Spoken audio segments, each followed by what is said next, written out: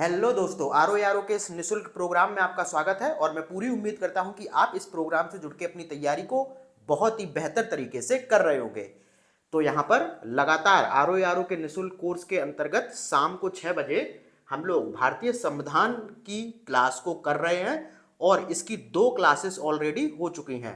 उन 2 क्लासेस में हम लोग भारत के संविधान की जो ऐतिहासिक पृष्ठभूमि है, यानी कि जो भी ब्रिटिश गवर्नमेंट के द्वारा यहाँ पर एक्ट पारित किए गए थे उनका अध्ययन लगातार कर रहे हैं।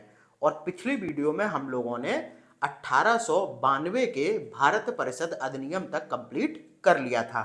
ये वाला टॉपिक थोड़ा सा लंबा है और आज इस टॉपिक का तीसरा पार्ट है।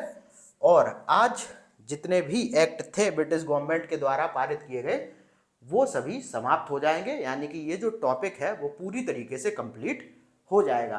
तो आज हम लोग बात करेंगे सबसे पहले 1909 के भारत परिषद अधिनियम के बारे में, जिसे मार्ले मिंटो सुधार के नाम से भी जाना जाता है। अच्छा, सबसे पहले तो यही कि आखिर इस 1909 के भारत परिषद अधिनियम को मार्ले मिंटो सुधार क्यों कहा जाता है? क्योंकि जिस समय ये भारत परिषद अधिनियम पारित हुआ था उस समय भारत के जो वायसराय थे वो कौन थे? Lord Minto.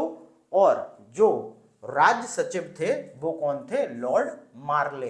तो इन्हीं दोनों के नामों को मिलाकर इसे मार्ले मिंटो सुधार कहा जाता है। ठीक है, अब देखो, जो भारत परिषद अधिनियम 1909 था ये इसलिए बहुत महत्वपूर्ण है क्योंकि इसमें सबसे पहले पृथक निर्वाचक मंडल का प्रावधान किया गया। और किसके लिए किया गया? ये किया गया मुस्लिमों के लिए। अच्छा, पृथक निर्वाचक मंडल जो होता है वो क्या होता है? तो वो ये होता है कि जो मुस्लिम सदस्य हैं उनका चुनाव मुस्लिम मतदाता ही कर सकते हैं। यानी कि मुस्लिम जो सदस्य चुनाव के लिए खड़े होंगे उनके लिए जो वोटिंग की जाएगी वो मुस्लिम ही करेंगे। बाद बाकी अन्य कोई भी धर्म या जाति के लोग मुस्लिम सदस्यों के चुनाव में वोट नहीं कर सकते हैं। यही थी मुस्लिमों के लिए पृथक निर्वाचक मंडल की व्यवस्था 1909 के भारत परिषद अधिनियम में। और यहाँ से क्वेश्चन बहुत ज़्यादा पूछा जाता है। अच्छा, ये जो पृथक निर्वाचक मंडल की व्यवस्था की गई थी तो इस समय आप देख ही रहे हैं कि भारत का जो वायसराय था वो कौन था? Lord Minto. तो इसीलिए आपको ध्यान रखना है कि जो लॉर्ड मिंटो है उसे सांप्रदायिक निर्वाचन के जनक के रूप में भी जाना जाता है। ये क्वेश्चन खूब पूछा जाता है कि सांप्रदायिक निर्वाचक का जो जनक है वो किसे कहते हैं? तो वो कहते हैं लॉर्ड मिंटो को। और तीसरी जो इंपॉर्टेंट चीज यहां पर की गई, दूसरी, वो ये थी कि भारतीयों को विधि निर्माण और प्रशासन दोनों में प्रतिनिधित्व प्रदान किया गया। और एक चीज ध्यान रखनी है कि वायसराय की कार्यकारिणी परिषद में नियुक्त विधि सदस्य, ठीक है, पहले विधि सदस्य कह लो या फिर वायसराय की कार्यकारिणी परिषद में नियुक्त होने वाले प्रथम भारतीय कौन थे? तो वो थे सत्येंद्र प्रसाद सिन्हा। इनके संदर्भ में यूपीएससी क्वेश्चन पूछ चुका है। तो 1909 का जो भारत परिषद अधिनियम है उसे मार्ले मिंटो सुधार कहते हैं क्योंकि उस समय भारत के वायसराय लॉर्ड कौन थे? मिंटो। और जो राज्य सचिव थे वो थे लॉर्ड मार्ले, इसीलिए इसे मार्ले मिंटो सुधार कहते हैं। और इस 1909 के भारत परिषद अधिनियम में मुस्लिमों के लिए पृथक निर्वाचक मंडल की व्यवस्था की गई। सांप्रदायिक निर्वाचन के जनक के रूप में लॉर्ड मिंटो को जाना जाता है।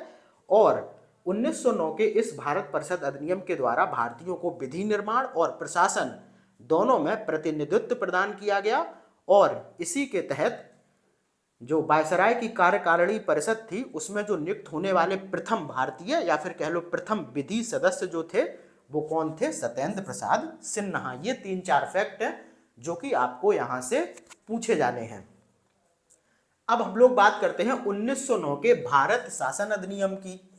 ठीक है, तो जिस तरीके से उसे मार्ले मिंटो सुधार कहा गया था इसे कहा गया मॉन्टेग चेम्सफोर्ड सुधार। रीजन वही कि जिस समय ये 1909 का भारत शासन अधिनियम पारित किया गया तो उस समय जो भारत के वायसराय थे वो कौन थे? Lord Chelmsford. और जो राज्य सचिव थे वो थे मॉन्टैग, इसीलिए इसे मॉन्टैग चेम्सफोर्ड रिफॉर्म यानी कि मॉन्टैग चेम्सफोर्ड सुधार के नाम से भी इस 1919 के भारत शासन अधिनियम को जाना जाता है। ठीक है, अब देखो इसमें क्या क्या प्रावधान किए गए। पहली चीज तो प्रत्यक्ष चुनाव प्रणाली की शुरुआत की गई। ठीक है, और क्या किया गया कि प्रांतों की जो कार्यकारिणी सरकार थी उसमें द्वैध शासन प्रणाली की व्यवस्था की गई। तो दो बहुत इंपॉर्टेंट चीजें हैं। अगर आपसे क्वेश्चन पूछा जाए कि किस अधिनियम के द्वारा भारत में प्रत्यक्ष चुनाव प्रणाली की शुरुआत की गई, तो 1919 का भारत शासन अधिनियम।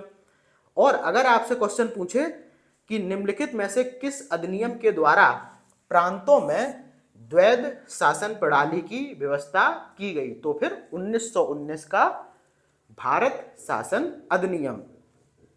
बाद बाकी एक क्वेश्चन और पूछा जाता है कि प्रांतों में द्वैध शासन के जनक कौन माने जाते हैं, तो ये माने जाते हैं लियोनेल कार्टेस। प्रांतों में द्वैध शासन के जनक कौन माने जाते हैं, तो लियोनेल कार्टेस माने जाते हैं। और इस 1919 के अधिनियम के द्वारा एक चीज और की गई कि पहली बार केंद्र में द्विसदनीय व्यवस्था स्थापित की गई। यहां पर ध्यान रखना, कंफ्यूज नहीं हुआ, प्रांतों में द्वैध शासन की व्यवस्था की गई और केंद्र में क्या किया गया, द्विसदनीय व्यवस्था। जो आप आज देखते हैं कि अपने केंद्र में दो तरीके के सदन देखने को मिलते हैं, एक लोकसभा और एक राज्यसभा। तो वो जो व्यवस्था है वो इसी के द्वारा आरंभ की गई थी। बाद बाकी क्या किया गया कि जो प्रांतों के जो बहुत से विषय थे उनको दो भागों में बांट दिया। दो भाग कौन थे, हस्तांतरित और आरक्षित। अभी हम इनको देखेंगे कि इनके अंदर क्या क्या रखा गया। बाद बाकी इसको रिपीट कर लेते हैं। 1909 के भारत शासन अधिनियम को मॉन्टैग चेम्सफोर्ड सुधार कहा जाता है। क्यों कहा जाता है ये मैंने बता दिया। इसके द्वारा क्या किया गया, प्रत्यक्ष चुनाव प्रणाली की शुरुआत हुई।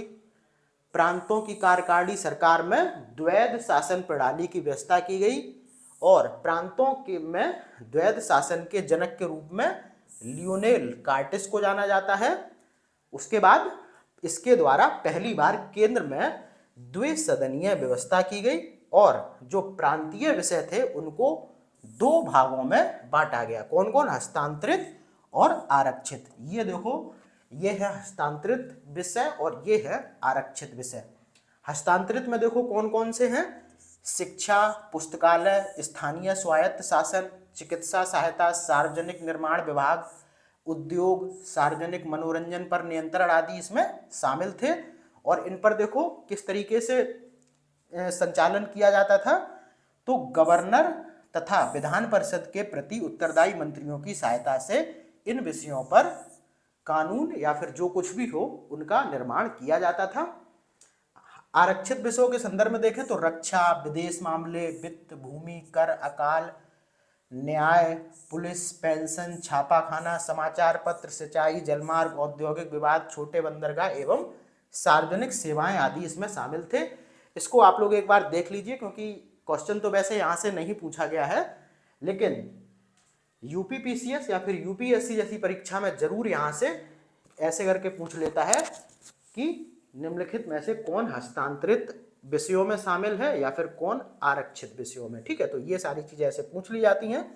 तो आरक्षित विषयों की हम लोग बात कर रहे थे, तो इसका संचालन देखो कैसे होता था।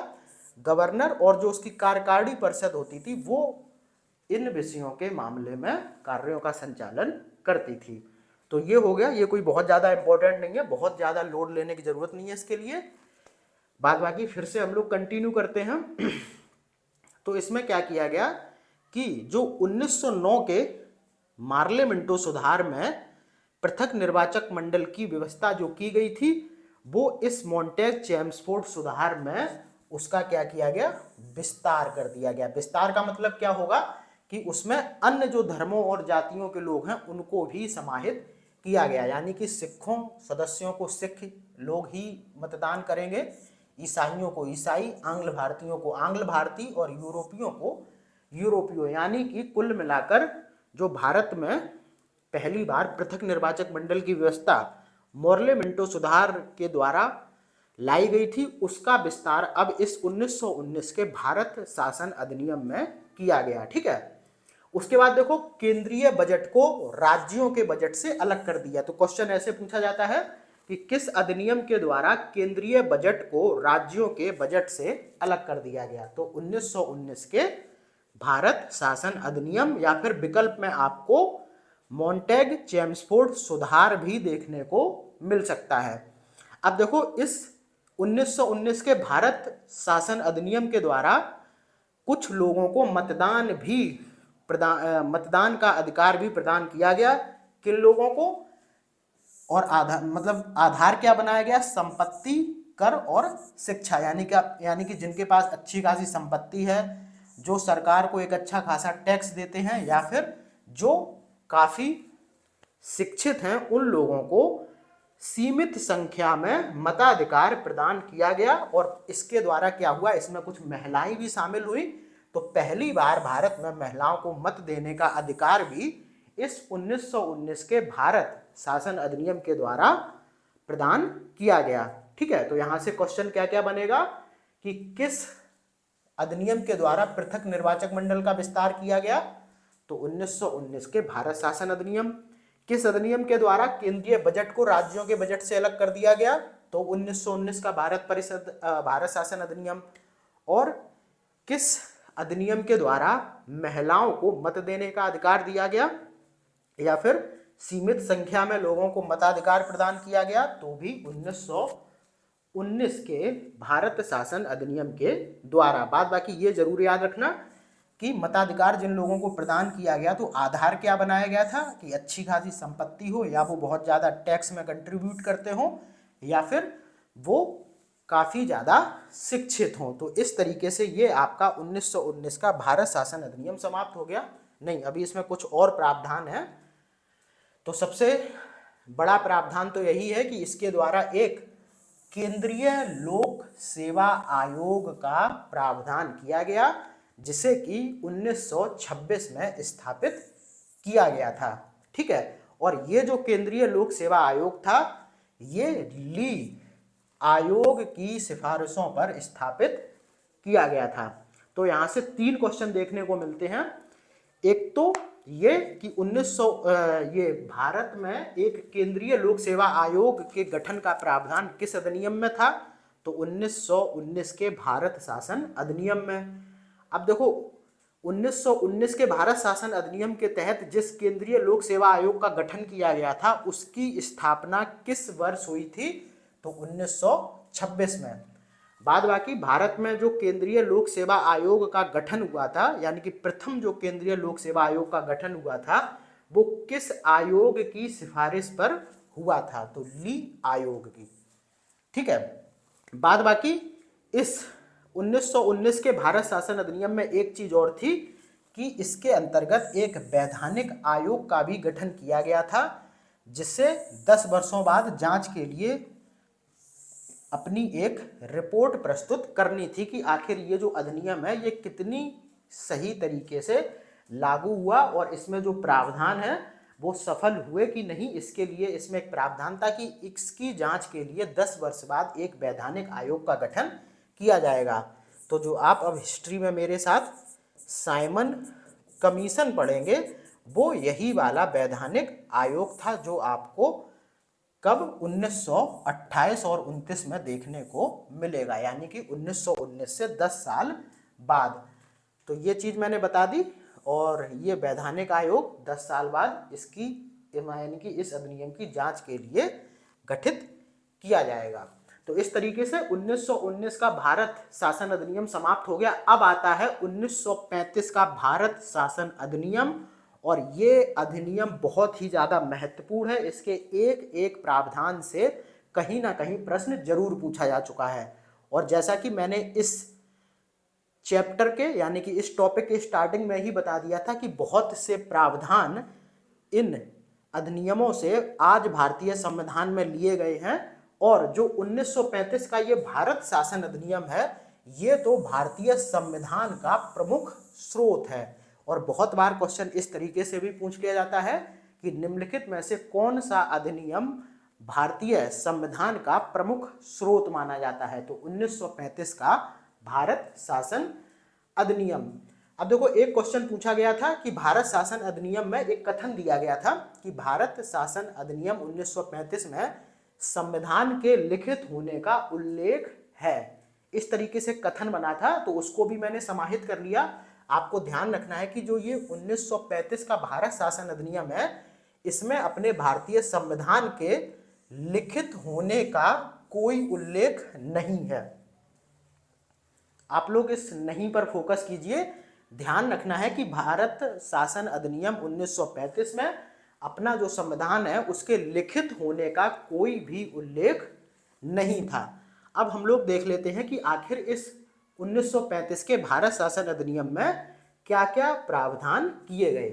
तो इसके द्वारा सर्वप्रथम भारत में संघात्मक सरकार की स्थापना की गई। जो प्रणाली आज भारत ने अपनाई है संघात्मक सरकार की, कि भारत एक संघ के रूप में कार्य करता है और भारत राज्यों का एक संघ है, तो ये प्रणाली जो सर्वप्रथम 1935 के भारत शासन अधिनियम के द्वारा ही स्टार्ट की गई थी। उसके द्वारा फिर देखो आगे क्या हो रहा है कि प्रांतों में द्वैध शासन को समाप्त कर केंद्र में इसे लागू किया गया। तो 1919 के भारत शासन अधिनियम में आपने देखा था कि प्रांतों में द्वैध शासन की व्यवस्था की गई थी, लेकिन 1935 के भारत शासन अधिनियम में इस व्यवस्था को प्रांतों से हटा दिया गया और इसे कहां पर, केंद्र में लागू कर दिया गया। ठीक है, एक प्रावधान ये हो गया।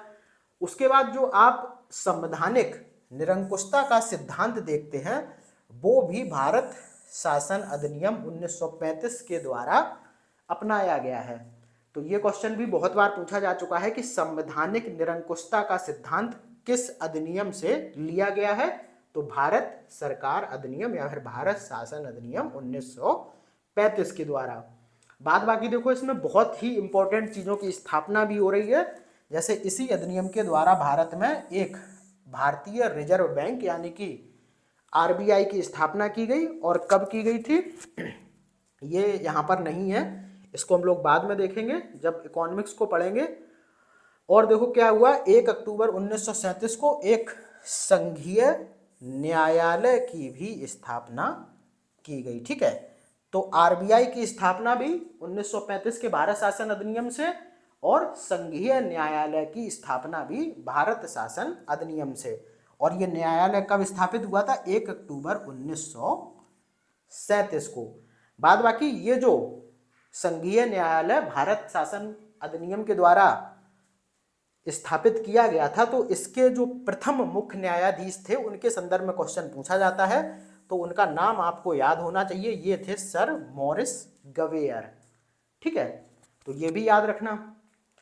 तो यहां से क्या क्या आपके क्वेश्चन बन सकते हैं, एक तो ये भारतीय संविधान का प्रमुख स्रोत है, इसमें संविधान के लिखित होने का कोई उल्लेख नहीं है, भारत में संघात्मक सरकार का प्रावधान इसमें किया गया, प्रांतों में द्वैध शासन को हटाकर केंद्र में से लागू किया गया, और जो संवैधानिक निरंकुशता का सिद्धांत है वो भी इसी 1935 के अधिनियम में, मतलब इसी 1935 के अधिनियम द्वारा आधारित है। और भारतीय रिजर्व बैंक की स्थापना हुई इसी के द्वारा, इसी के द्वारा एक संघीय न्यायालय की स्थापना हुई 1 अक्टूबर 1937 को।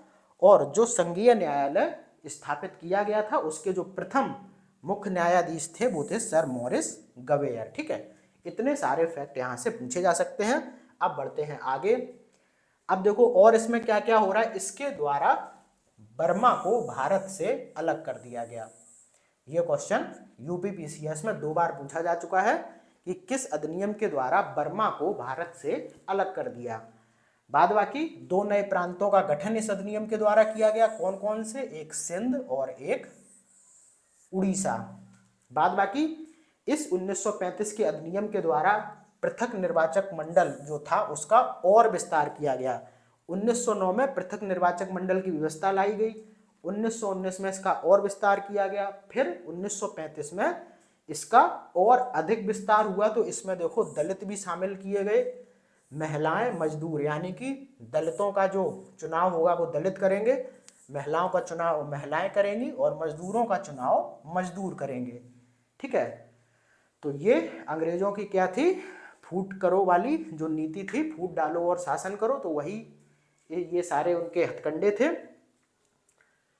अब देखो इसमें आगे क्या था, एक संघीय लोक सेवा आयोग की स्थापना के स्थान पर प्रांतीय या 2 या अधिक राज्यों के लिए संयुक्त लोक सेवा आयोग की स्थापना का प्रावधान किया गया। ये भी बहुत इंपॉर्टेंट है कि 1935 के भारत शासन अधिनियम के द्वारा संघीय लोक सेवा आयोग की स्थापना के स्थान पर प्रांतीय या फिर 2 या 2 से अधिक राज्यों के लिए संयुक्त लोक सेवा आयोग का प्रावधान इस भारत शासन अधिनियम 1935 के द्वारा किया गया। ठीक है, तो ये फैक्ट बहुत इंपॉर्टेंट है।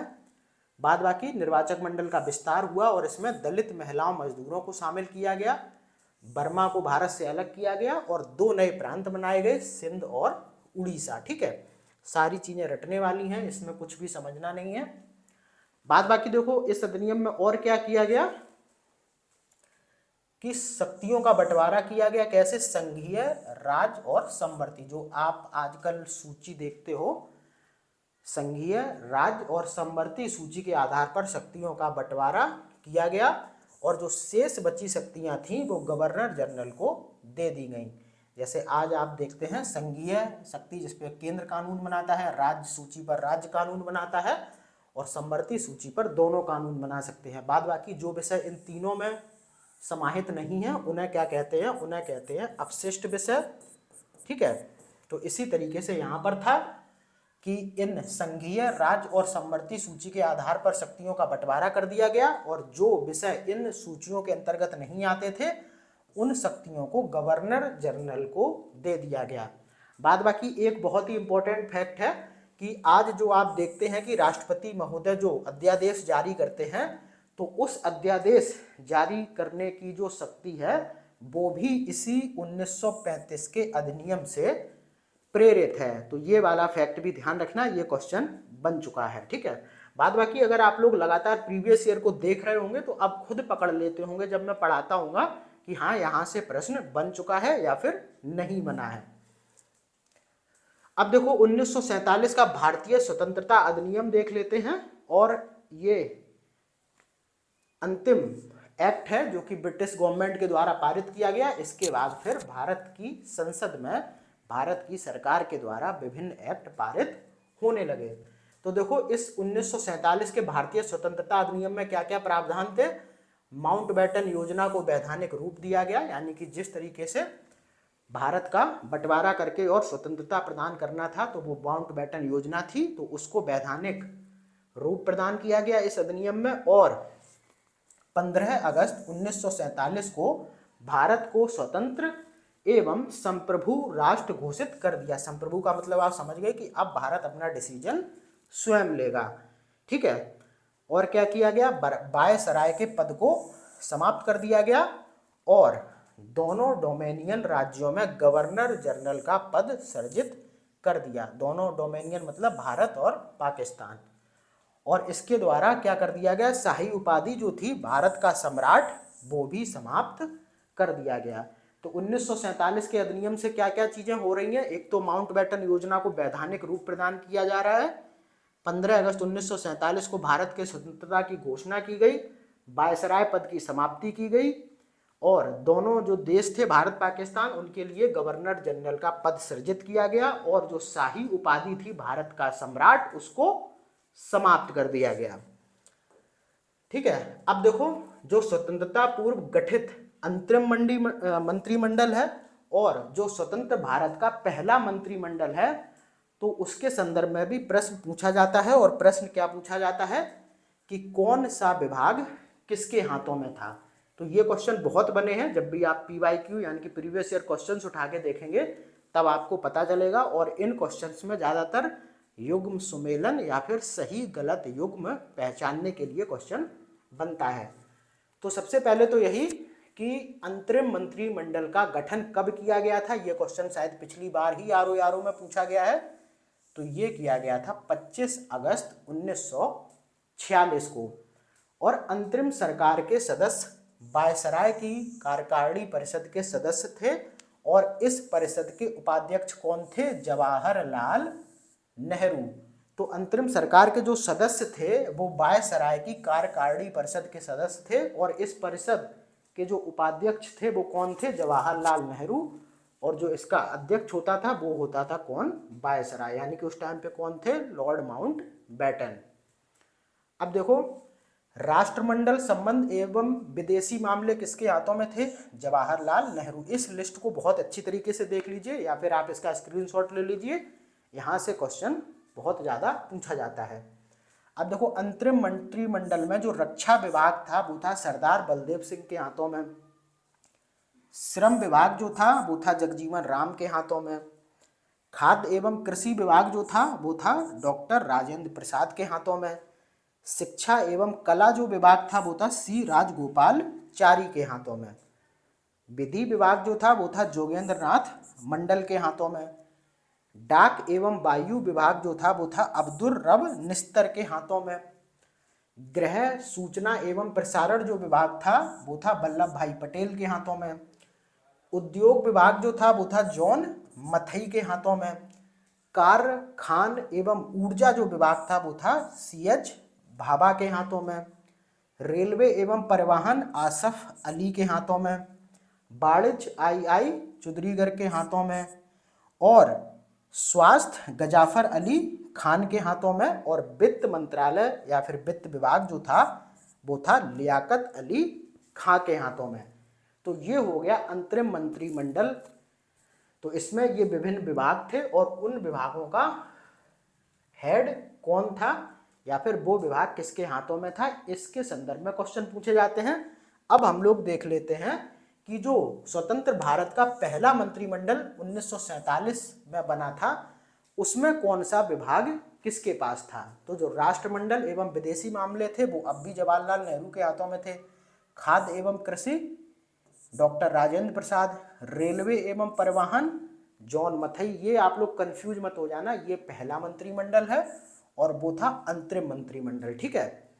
तो रक्षा बलदेव सिंह के हाथों में, स्वास्थ्य राजकुमारी अमृत कौर, संचार रफ़ी अहमद किदवई, कार्य खान और ऊर्जा BN गॉडगिल, गृह सूचना प्रसारण एवं राज्यों के मामले वल्लभ भाई पटेल, शिक्षा मौलाना अबुल कलाम आज़ाद, इनके संदर्भ में तो बहुत बार क्वेश्चन बन चुका है, श्रम जगजीवन राम, इनके संदर्भ में भी, विधि विभाग डॉक्टर अंबेडकर, वाणिज्य CH भाभा, उद्योग एवं आपूर्ति श्यामा प्रसाद मुखर्जी, वित्त ये थे R षडमुखम चेट्टी, ठीक है, इनके संदर्भ में भी बन चुका है, श्यामा प्रसाद मुखर्जी के संदर्भ में भी बन चुका है, अंबेडकर के संदर्भ में भी, श्रम मंत्री भी पूछे गए, भारत के पहले शिक्षा मंत्री भी पूछे गए, वल्लभ भाई पटेल के संदर्भ में भी क्वेश्चन बन चुका, मतलब ज़्यादातर लोगों के बारे में बन ही चुका है, एक आध दो छोड़ दो, जैसे कार्य खान और ऊर्जा के बारे में नहीं पूछा गया है, मतलब मुझे नहीं दिखा, हो सकता है कहीं पूछा गया हो। तो इस तरीके से जो भी एक्ट पारित किए गए थे ब्रिटिश गवर्नमेंट के द्वारा वो कंप्लीट हमने कर लिए, और जो अंतरिम मंत्रिमंडल था और जो स्वतंत्र भारत का पहला मंत्रिमंडल था तो उसमें कौन सा विभाग किसके हाथों में था ये हम लोगों ने कंप्लीट कर लिया। और इस तरीके से अपना जो ये टॉपिक था तो वो कंप्लीट हो गया। अब अगले टॉपिक में हम लोग देखेंगे कि किस तरीके से संविधान सभा का गठन हुआ और उस संविधान सभा ने भारत के संविधान का निर्माण किया। तो फिर मिलते हैं अगली वीडियो में, तब तक के लिए धन्यवाद।